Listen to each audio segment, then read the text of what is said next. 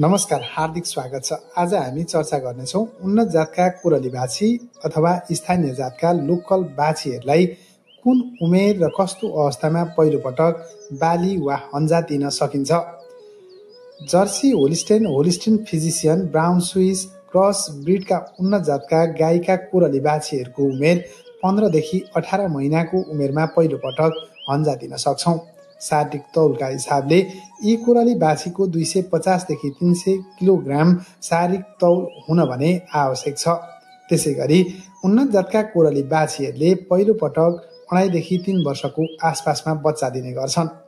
अब हामी चर्चा गर्नेछौँ लोकल जात अथवा स्थानीय जातका कोरली बाछीको उमेर 24 देखि 30 महिनाको उमेरमा पहिलो पटक हन्जा वा बाली दिन सकिन्छ।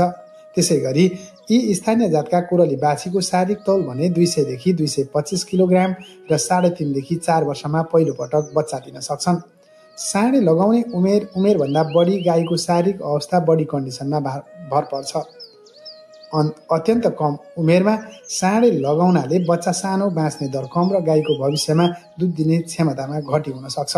गाईको हिट स्ट्रस ठिकसँग आएको सुनिश्चित गरेर मात्रै प्राकृतिक वा कृत्रिम गर्भधान गर्न उपयुक्त मानिन्छ। तपाईलाई यो भिडियो मन परेमा लाइक, कमेन्ट र यो भिडियोलाई धेरै सामु सेयर गर्न नभुल्नुहोला।